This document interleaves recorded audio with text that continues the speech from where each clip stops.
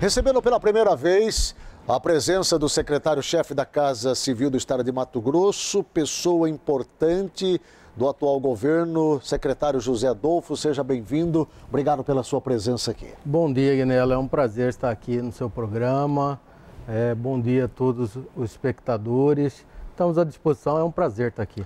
Secretário, eu já quero começar falando da sua chegada no governo do Estado. O senhor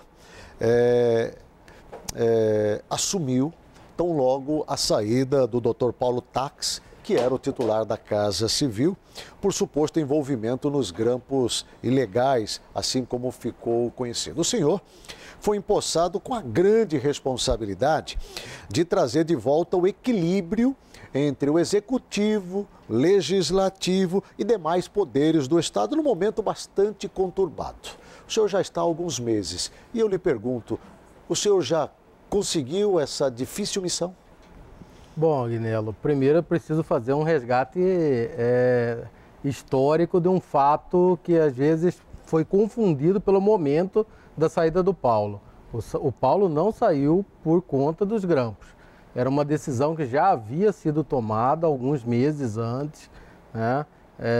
Então, o grampo, infelizmente, coincidiu com a saída, o escândalo, o estouro, aquela reportagem do Fantástico, coincidiu com o momento da decisão.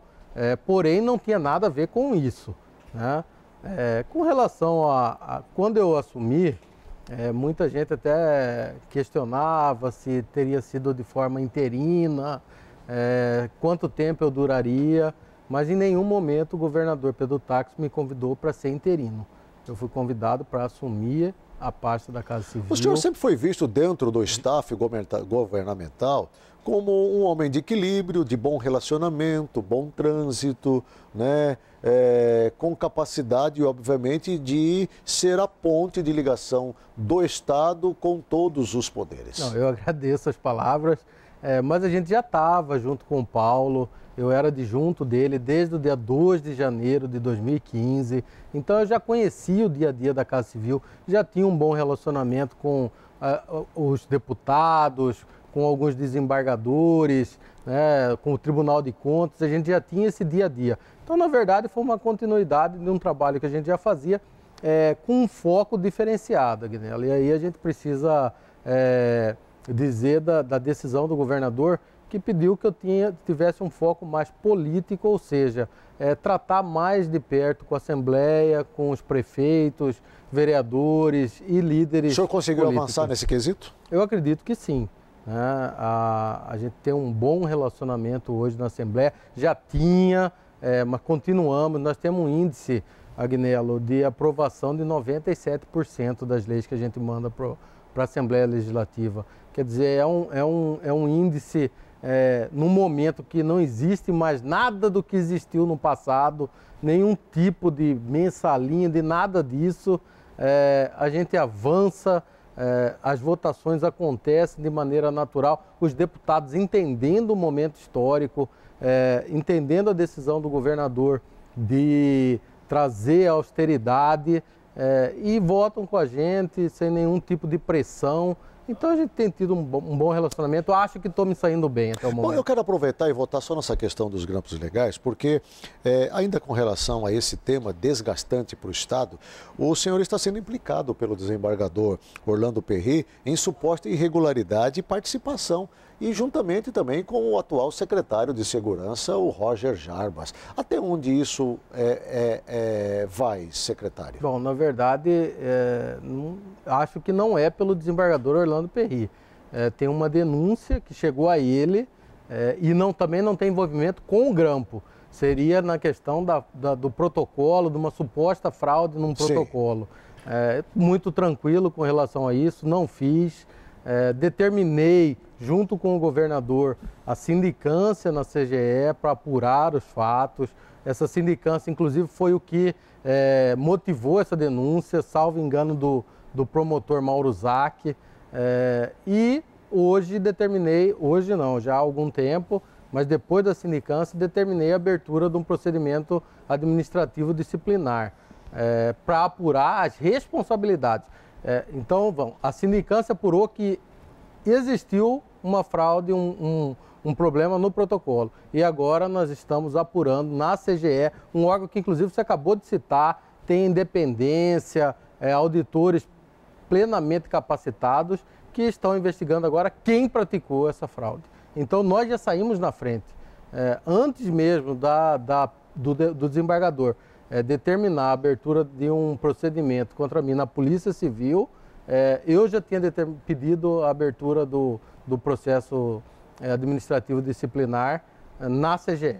Então está sendo apurado. Secretário José Adolfo, Mato Grosso foi bombardeado, né, e vem sendo bombardeado com as delações de Silval Barbosa, num momento histórico de Mato Grosso, onde votações importantes estão encaminhadas à Casa de Leis. Como é que isso está influenciando e como é que o senhor avalia essas delações que estão sendo trazidas à tona? Nossa preocupação hoje, Agnello, é primeiro que não haja uma paralisia do Estado. Nós precisamos continuar trabalhando, precisamos continuar avançando. Entendo o momento histórico, a Assembleia, a importância da Assembleia nesse papel, mas realmente a Assembleia foi muito atingida. E nós estamos preocupados com isso, trabalhando junto com o presidente Eduardo Botelho, para que as leis, a intenção de avançar do Estado continue. Nós temos a PEC, um projeto de emenda constitucional do teto, apelidada de teto dos gastos, é importantíssima para o Estado. Ontem eu tive uma reunião com o Fórum Sindical, Agnello, e alguns sindicalistas colocaram que seriam contra, que atingiriam o funcionário. Eu coloquei para eles de forma bem tranquila. Eu falei, a questão não é atingir o funcionalismo público. Se a PEC não ocorrer, aí sim o funcionalismo público será muito prejudicado. Que nós estamos entrando num estado, Agnello, de insolvência. Se a PEC não for aprovada, não é se vai atrasar o salário, é quando vai atrasar o salário. Mato Grosso tem 100 mil funcionários públicos aproximadamente, me corrija se é mais ou menos. Mais ou menos. E em torno de 59% hoje dos gastos são com funcionalismo público, né? Mas ainda nessa questão das delações, eu conversava com o governador Pedro Tax na semana passada, sentado aí onde o senhor está, e ele me antecipou aqui que todas essas delações que estão vindo à tona do ex-governador Silval Barbosa do PMDB é algo que já se imaginava antes mesmo dele assumir o governo, e aí partiu dele logo no início, o senhor estava lá presente, uma autorização de uma auditoria geral em todos os contratos. Mas diante de tudo que nós estamos vendo vindo à tona, alguma coisa ainda consegue surpreender o governo, o senhor em especial?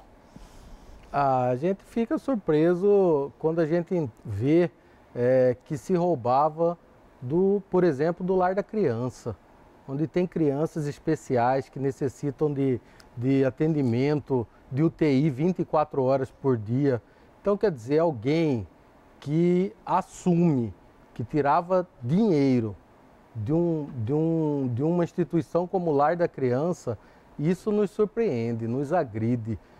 Outro dia eu falei que o governador teria que ser, o ex-governador Silval Barbosa, pela quantidade e pelo tamanho dos crimes que ele cometeu, ele teria que ser responsabilizado muito mais do que simplesmente pelo roubo que ele fez do dinheiro público, mas pelas consequências que esses roubos geraram. O senhor usou dois adjetivos pesados em uma recente entrevista concedida, usando a palavra ladrão e a palavra assassino. O senhor tem esse pensamento, essa imagem, essa visão que o senhor tem? Bom, ladrão não sou eu que estou falando, ele mesmo assumiu. Sim. Né? Ele se assumiu como chefe de uma organização criminosa que estava no Estado para roubar o Estado.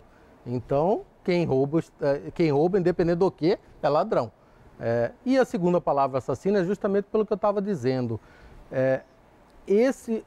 O desmando, o roubo, o desvio de mais de R$1 bilhão, isso daí, logicamente, gerou consequências na saúde, na segurança pública, na educação. Então, nós temos que entender que esse roubo geraram morte. Eu acho que o ex-governador tinha que responder por esses crimes também. Secretário, diante de tudo que nós estamos vendo e diante do conhecimento que a máquina governamental tem, o senhor acredita que nós estamos apenas enxergando a ponta de um iceberg e ainda tem muita coisa para acontecer no Estado? Porque nem sequer ainda houve a delação e o depoimento do ex-presidente da Casa de Leis, José Riva, que ficou por ali durante 20 anos. Eu não sei se tem muita coisa ainda mais para vir à tona. Eu sei que nós temos um corte histórico que é a eleição do governador Pedro Táxi e que tudo isso ficou para trás. Então isso é importante a gente fazer, Agnello, que se tem muita coisa ainda, está enterrado lá no passado. Pode vir à tona ainda, mas o corte histórico da questão da corrupção aconteceu com a posse do governador Pedro Táxi e, consequentemente, com a determinação, o decreto 001 e 002, que determinaram as auditorias, que muita gente criticou num primeiro momento, e hoje se vê a importância de tudo que foi levantado por essas auditorias. A própria juíza Selma Arruda, ela se referiu que essas auditorias foram fundamentais para que se desencadeasse uma série de operações através do trabalho do secretário Ciro Gomes, né? Ciro Gonçalves, Isso. Ciro Gonçalves, né? Que foi designado para essa missão. Voltando para a Assembleia Legislativa, e o senhor externou agora há pouco a sua preocupação com relação à questão das votações. Nós temos, por exemplo, hoje dentro da Casa de Leis, o encaminhamento da PEC, assim como ficou conhecida, do teto dos gastos. Nós temos a LOA, logo vai precisar ser discutida mais a miúde, que é a Lei Orçamentária Anual, já prevendo para 2018. Nós temos a questão da reforma tributária e administrativa, que é um assunto que já vem sendo mastigado já há muito tempo lá e até agora ninguém conseguiu engolir. E além disso, um assunto que eu penso que vai ser de grande polêmica e discussão, e aí a Casa Civil vai ser exigida ao extremo, que é o congelamento do 10º dos poderes. Será que nós vamos conseguir avançar este ano com essas temáticas e com essas questões, em meio a esse turbilhão de acontecimentos, Polícia Federal, Ministério Público Federal, Procuradoria-Geral da República dentro da Casa de Leis? Nós precisamos avançar, Agnello. Precisamos, porque senão, como eu disse agora há pouco, o Estado não suportará. Todos esses assuntos, na verdade, estão inclusos dentro da PEC. Então, a reforma tributária, a reforma administrativa, o congelamento, que não, na verdade, o termo está errado, Agnello, não há um congelamento, há um retorno ao orçamento de 2016, corrigido anualmente pela inflação. Então, haverá sempre um acréscimo, porém esse acréscimo será somente da inflação e não picos ou pulos de orçamento de algumas instituições de um ano para o outro. Ela será igualitária para todos dentro, já está prevista na LOA, inclusive, a LOA do ano que vem, que é apresentada agora, já está escrita dentro do espírito da PEC do teto dos gastos, ou seja, colocando como reajuste para os poderes, todos os poderes do ano que vem, 3%, que é a expectativa da inflação desse ano. Secretário, eu percebo que esse tem sido talvez o espinho que incomoda o governo nesse momento. Eu lhe pergunto, o Tribunal de Justiça, o Tribunal de Contas do Estado, que tem se colocado contra o Estado de uma maneira assim impressionante, como nunca fizeram antes, e o Ministério Público do Estado, eles vão digerir isso ou isso vai ficar como que uma espinha engasgada? Nós conversamos muito com os poderes. Essa foi, inclusive, uma crítica que a oposição fez ao governo num determinado momento, que nós demoramos muito para apresentar a PEC. Não demoramos, Agnello. Foi no tempo correto, porque nós conversamos muito com o Tribunal de Contas, com o Ministério Público, com o Tribunal de Justiça, com a própria Assembleia Legislativa. Então, nós mandamos um projeto de lei tentando evitar discussões muito acaloradas ou que destoassem muito do espírito do projeto. Então a gente tentou arredondar para que dentro da Assembleia, logicamente, a gente entende que os deputados podem aperfeiçoar ainda sim, e acredito que há margem para isso. Mas nós tentamos evitar, principalmente para que não se quebre a espinha dorsal desse projeto. Esse projeto é fundamental para a recuperação fiscal do Estado de Mato Grosso. Nós não podemos nos transformar num futuro Rio de Janeiro. E aí, Agnella, eu almoçando domingo teve o concurso da educação para professores, 250 mil inscritos para 5 mil vagas. Uma coisa que a gente vê a necessidade de emprego que a população está tendo. E eu fui almoçar num restaurante e encontrei com um grupo de 9 professores do Rio de Janeiro que estavam aqui fazendo um concurso. Aí eu perguntei, mas vocês são professores? Somos professores da rede estadual do Rio de Janeiro. Estamos vindo, secretário, eu me apresentei, estamos vindo porque nós estamos buscando 3 coisas principais. A primeira dela, salário em dia. O Rio de Janeiro está recebendo, além de fracionado, atrasado. Segundo, o valor do salário aqui é maior que do Rio de Janeiro. E terceiro, qualidade de vida, principalmente segurança. Aqui não vou dizer que está a mil maravilhas, não é o ideal que a gente busca, mas está muito melhor. Nós tivemos um avanço significativo, sem dúvida nenhuma. Sem dúvida. Hoje, Mato Grosso é o único estado da federação que está honrando com os seus compromissos em dia com os servidores públicos. Foi o único que deu o RGA. É o único estado do Brasil, isso a gente precisa, obviamente, reconhecer. O governador Pedro Tax externou uma preocupação enorme com relação às obras inacabadas da Copa, em especial o VLT. Mas, recentemente, ele, em entrevista a um jornal de circulação nacional, ele disse que ele vai entregar o VLT. E a gente percebe que, diante dessa complexidade de obra, ela não vai ficar pronta menos de 2 anos. E as eleições é ano que vem. Ao falar isso, o governador já externa sua confiança na sua reeleição e finalização dessa obra para entregar para Mato Grosso? Bom, o VLT hoje já era um grande imbróglio, hoje juridicamente se transformou numa coisa ainda mais complicada. A intenção do governo, do governador, logicamente, é entregar a obra. Se já foi colocado lá mais de R$1 bilhão, Agnello, nós não podemos pensar em jogar fora esse dinheiro, né? Nós temos que entender que houve um investimento muito grande nisso e o governador, logicamente, quer tentar salvar isso. Lógico que tudo tem um custo, mas o governador não é pensando em reeleição, não estou aqui fazendo trocadilho. Nós estamos pensando no amanhã. Amanhã que eu digo é amanhã mesmo. Nossa preocupação é terminar o mandato do governador, fazer o Estado superar tudo isso, fazer um grande programa de recuperação fiscal do Estado de Mato Grosso, né? E aí, eleição é ano que vem, nós vamos pensar nisso ano que vem, o governador não está pensando nisso. O que nós estamos pensando nós temos R$1 bilhão e pouco, nós já pagamos quase 400 milhões desses empréstimos. O governo atual, o governo do governador Pedro Tax já pagou quase 400 milhões de reais já de empréstimos do que foi colocado no VLT. Nós vamos fazer o quê? Tapar esse buraco e fingir que não aconteceu? Nós precisamos encontrar uma saída para isso. Com certeza. Bem, Mato Grosso tem sido negativado por parte da mídia, não só local, como também nacional.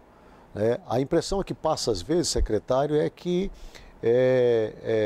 Mato Grosso está sendo atingido duramente por uma forte onda negativa, tentando jogar por terra tudo o que fora construído até aqui. Como é que o senhor avalia esse cenário? O porquê dele? Eu vejo, Agnello, às vezes as pessoas não entendem a importância estratégica de Mato Grosso. Nós temos recebido, e muitas vezes eu acompanho o governador, diversos embaixadores de países da Europa, da Ásia, do Canadá, que vêm a Mato Grosso. Segunda-feira, por exemplo, o embaixador da Alemanha estava aqui. A Europa vê Mato Grosso como essencial na produção de alimentos no mundo, de proteínas tanto animal como vegetal. E eu vejo que essa esse ponto estratégico que se tornou Mato Grosso para o mundo, gera alguns interesses ou na verdade, influenciam em alguns interesses que não estão aqui, estão mais na região sul e sudeste. Talvez esse seja a intenção, bombardear Mato Grosso para frear um pouco o crescimento de Mato Grosso ou a importância que Mato Grosso está se tornando para o mundo. O governador jamais vai permitir isso, nós vamos procurar vender no bom sentido o estado de Mato Grosso, trazer investimentos, trazer uma agenda positiva. Essa é a intenção do governo Pedro Táxi, trazer uma agenda positiva para o crescimento do estado de Mato Grosso.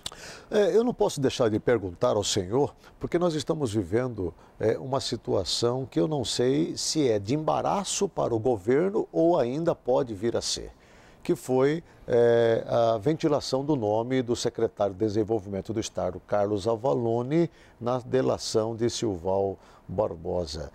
Nós vimos o governador, em outros momentos, tomar decisões um pouco mais precisas, afastando secretários, né? Afastou coronéis. Com relação a esse caso, Carlos Avalone, quais são as providências que o governo está tomando? Bom, nós temos que entender que o ex-governador fala, e ele fala muitas verdades, nós temos certeza que também existem algumas coisas que ele utilizou uma verdade para criar várias fantasias. Não estou dizendo que é o caso, mas o que nós temos que entender é que todas as citações no nome do secretário Carlos Avalone não tem a ver com o governo ou com a administração nesse atual momento. Foram coisas empresariais, no momento que ele era empresário, na verdade sócio de uma empresa. Então nós temos que ver com cautela, não condenar ninguém, também não podemos absolver ninguém num primeiro momento. Então é dar tempo ao tempo, as explicações que o secretário Avalone deram até agora são totalmente plausíveis para o governador. Então a gente vai aguardar o desenrolar das coisas e, logicamente, as avaliações vão acontecer e o cargo de secretário, Agnella, é um cargo de confiança, né? Eu posso ser exonerado amanhã se o governador assim entender que eu não estou mais colaborando com o governo. E aí a decisão o governador tomará no momento certo que ele achar oportuno. Para encerrar, o senhor disse minutos atrás que se reuniu com o Fórum Sindical. O governo atual, logo no início da sua gestão, teve um embate emblemático, né? E o assunto era RGA, depois parece-me que as coisas se aquietaram com o parcelamento e nós estamos caminhando já para a reta final deste governo. Ano que vem nós estaremos aí caminhando para o último ano do governo Pedro Táxi. Neste momento, relacionamento do governo do estado com funcionário público, qual a temperatura? O governo quer que seja a melhor possível. O governo entende a importância do funcionalismo, afinal de contas é o funcionário público que leva as políticas públicas para a ponta, que realizam o desejo do cidadão. E a gente sabe da importância deles. Mas nós temos que entender que lá atrás, o conflito que aconteceu foi que não se entendeu a gravidade do momento histórico que nós estávamos vivendo. Nós vivemos nos últimos 3 anos a maior crise da história do país. Então, eu acho que foi, na verdade, não foi uma falta de diálogo, mas uma falta de entendimento do momento histórico. Hoje esse entendimento está muito mais presente, o governo está sempre teve com as portas abertas, eu me reúno quase que diariamente com os sindicatos, a gente conversa, escuta os pleitos, os desejos, porém nem tudo a gente pode atender. Como eu disse, nós estamos num momento de crise, vamos avançar, vamos sair disso aí, mas todos vão ter que dar uma parcela de contribuição, uma parcela de suor, de sangue, para que a gente atravesse esse momento histórico. Conversamos nessa tarde com o secretário-chefe da Casa Civil do Estado de Mato Grosso, secretário José Adolfo. Muito obrigado pela sua participação. Por favor. Né? Que Deus lhe dê sabedoria e entendimento para poder, obviamente, tocar o estado de Mato Grosso da maneira como os mato-grossenses merecem. Eu agradeço a oportunidade, me coloco à disposição sempre que o programa, que você, Agnello, principalmente tiver o interesse de nos ouvir, nós estamos aqui buscando sempre informar a população.